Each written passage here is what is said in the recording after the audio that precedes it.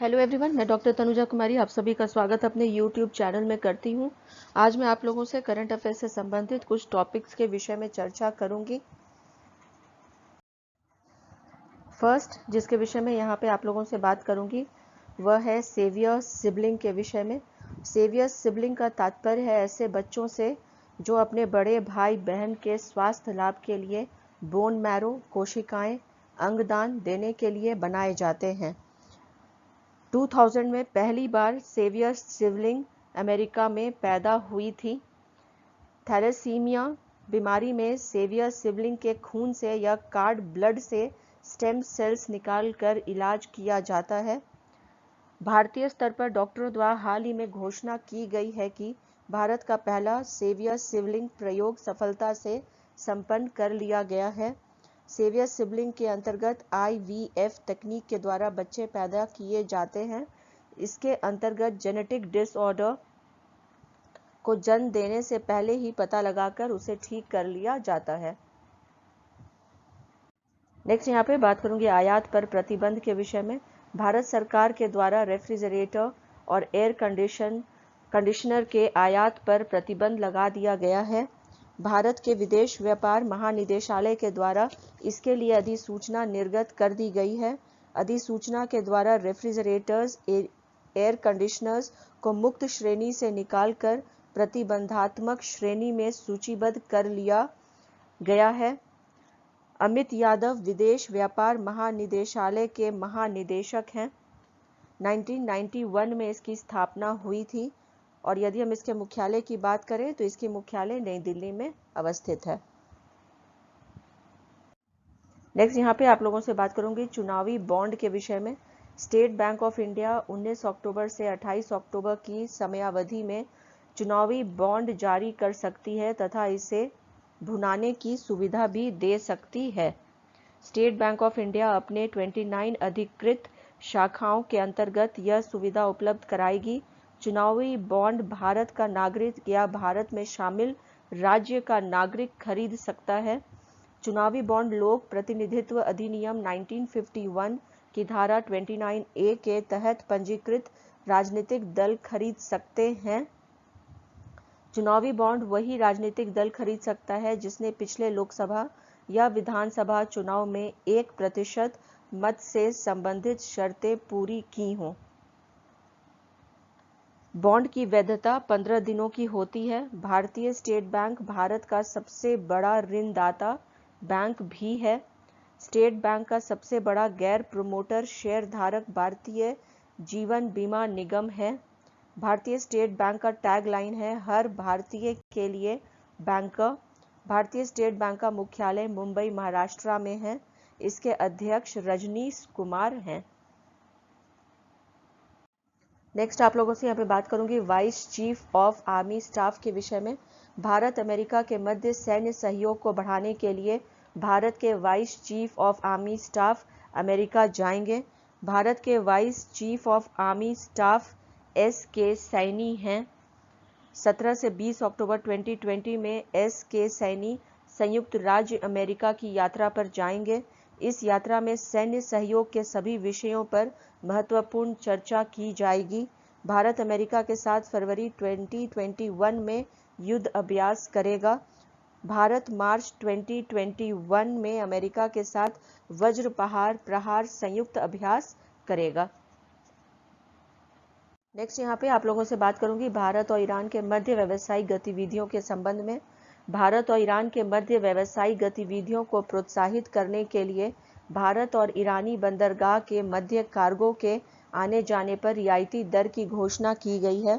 भारत सरकार ने ईरान के चाबहार बंदरगाह तथा भारत के मध्य कार्गो के आने जाने पर 40% की छूट की रियायती दर की घोषणा की है। यह रियायती दर 1 वर्ष के लिए बढ़ा दी गई है। रियायती दर भारत के जवाहरलाल नेहरू तथा दीनदयाल बंदरगाह से शाहिद बेहश्ती बंदरगाह चाबहार आ जाने वाले कार्गो को प्रदान की जाएगी। शहीद बेहश्ती बंदरगाह में इस रियायती दर से 5000 टन माल पर रियायत उपलब्ध होगी। नेक्स्ट यहाँ पे आप लोगों से चर्चा करूंगी महिला सशक्तिकरण के विषय में। उत्तर प्रदेश सरकार के द्वारा महिला सशक्तिकरण के क्षेत्र में महत्वपूर्ण कार्य किया गया है। उत्तर प्रदेश सरकार के द्वारा महिला सशक्तिकरण के लिए मिशन शक्ति और ऑपरेशन शक्ति 2 कार्यक्रम प्रारंभ किए गए हैं। मिशन शक्ति सुरक्षा से संबंधित एक जागरूकता अभियान है जिसमें महिलाओं में सुरक्षा के प्रति जागरूकता लाई जाएगी। मिशन शक्ति के अंतर्गत प्रत्येक महीने 1 सप्ताह अभियान का आयोजन किया जाएगा। मिशन शक्ति कार्यक्रम में महिला नोडल अधिकारी नियुक्त की जाएंगी तथा इस मिशन शक्ति अभियान में 5 हेल्पलाइन नंबर उपलब्ध होंगे। ऑपरेशन शक्ति में पुलिस के द्वारा उन व्यक्तियों पर विशेष ध्यान रखा जाएगा जो महिलाओं के विरुद्ध आपराधिक मामलों में सजा भुगत कर जेल से बाहर आ चुके हैं। नेक्स्ट यहाँ पे आप लोगों से बात करूंगी पृथ्वी 2 के विषय में। भारत ने सफलतापूर्वक पृथ्वी 2 बैलिस्टिक मिसाइल का परीक्षण संपन्न कर लिया है। इसका परीक्षण ओडिशा के बालासोर के तट से किया गया है। पृथ्वी 2 बैलिस्टिक मिसाइल की मारक क्षमता 250 किलोमीटर से अधिक है। पृथ्वी 2 बैलिस्टिक मिसाइल 1 टन की सामग्री ले जा सकती है। पृथ्वी 2 बैलिस्टिक मिसाइल भारत की पहली सतह से सतह मार करने वाली स्वदेशी मिसाइल है। नेक्स्ट यहाँ पे आप लोगों से बात करूंगी विश्व बैंक के विषय में। विश्व बैंक के द्वारा कोविड-19 महामारी की स्थिति में गरीब देशों की मदद करने के लिए 25 बिलियन अमेरिकी डॉलर सहायता की आपातकालीन घोषणा की गई है। नेक्स्ट यहाँ पे आप लोगों से चर्चा करूंगी international institute of advanced virology के विषय में। केरल राज्य में international institute of advanced virology के पहले चरण का संचालन प्रारंभ किया गया है। यह केरल राज्य के तिरुवनंतपुरम के थॉनकल में लाइफ साइंस पार्क में स्थित है। डॉक्टर अखिल बैनर्जी वायरोलॉजिस्ट को शोध संस्थान के प्रमुख के रूप में नियुक्त किया गया है। नेक्स्ट आप लोगों से बात करूंगी ब्रॉडकास्ट ऑडियंस रिसर्च काउंसिल के विषय में। भारत के television rating agency broadcast audience research council के द्वारा 3 महीनों के लिए समाचार चैनलों के लिए दर्शकों के अनुमान और रेटिंग को स्थगित रखने की घोषणा की गई है। यह एक संयुक्त उद्योग निकाय है तथा इसका मुख्यालय मुंबई में है। नेक्स्ट यहाँ पे आप लोगों से बात करूंगी ऑटन कैपिटल के विषय में। भारत को ऑटन कैपिटल का पासपोर्ट इंडेक्स 2020 में 58 स्थान प्राप्त हुआ है। उल्लेखनीय है कि इस सूचकांक में न्यूजीलैंड को प्रथम स्थान प्राप्त हुआ है। नेक्स्ट यहाँ पे बात करूंगी अंतर्राष्ट्रीय संकाय के विषय में। भारत को एक वैश्विक शिक्षा केंद्र बनाने के क्रम में भारत के केंद्रीय शिक्षा मंत्री श्री रमेश पोखरियाल निशंक के द्वारा पश्चिम बंगाल के खड़गपुर में अंतर्राष्ट्रीय संकाय का उद्घाटन किया गया है। नेक्स्ट यहाँ पे बात करूंगी कॉन्स्टेंटिना डीटा के विषय में।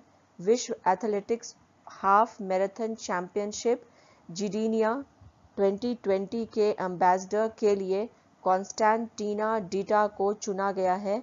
ये 2008 की ओलंपिक चैंपियन है।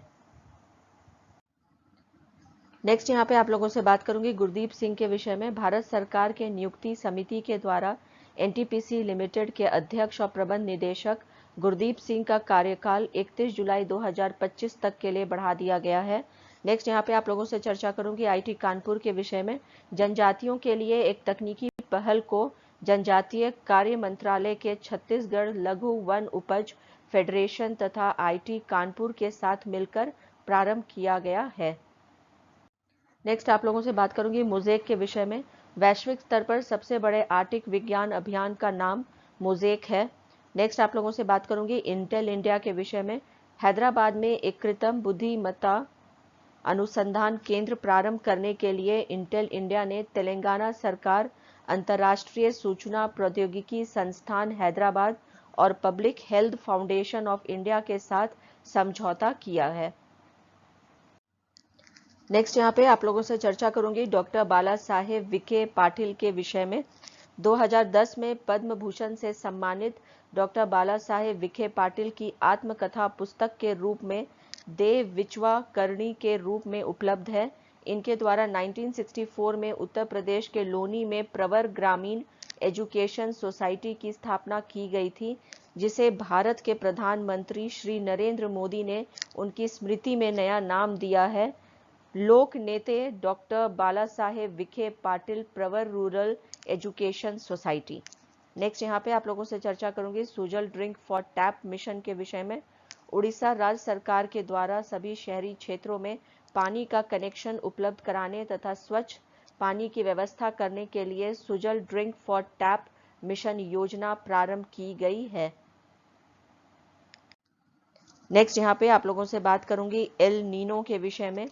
एल नीनो एक समुद्री जल धारा का नाम है। यह समुद्री जल धारा पश्चिमी प्रशांत महासागर के पेरू स्थित समुद्र तट में क्रिसमस के अवसर पर प्रत्येक वर्ष उत्पन्न होती है। इस समुद्री गर्म जल धारा के कारण दक्षिणी अमेरिका का पश्चिमी तट तो प्रभावित होता ही है, साथ ही साथ वैश्विक स्तर पर भी इसका प्रभाव पड़ता है। नेक्स्ट यहाँ पे आप लोगों से बात करूंगी ला नीना के विषय में। ला नीना एक समुद्री जलधारा है जिसके उत्पन्न होने से समुद्री सतह का तापमान अपने पूर्व के तापमान की उपेक्षा काफी कम हो जाता है। नेक्स्ट यहाँ पे आप लोगों से बात करूंगी भारतीय मौसम विज्ञान विभाग के विषय में। भारतीय मौसम विज्ञान विभाग भारत के संदर्भ में एक राष्ट्रीय मौसम संबंधी अध्ययन, मौसम संबंधी पूर्वानुमान और भूकंप संबंधी अध्ययन के लिए स्थापित की गई एजेंसी है, जिसे 1875 में स्थापित किया गया था। भारतीय मौसम विज्ञान विभाग भारत सरकार के पृथ्वी विज्ञान मंत्रालय के अधीन है। इसी के साथ मैं अपने इस चर्चा को यहीं पे विराम देती हूँ। यदि आप लोगों को मेरा ये वीडियो करंट अफेयर्स से संबंधित पसंद आया हो तो प्लीज़ लाइक करें, शेयर करें और सब्सक्राइब करें। Thank you. Have a good day.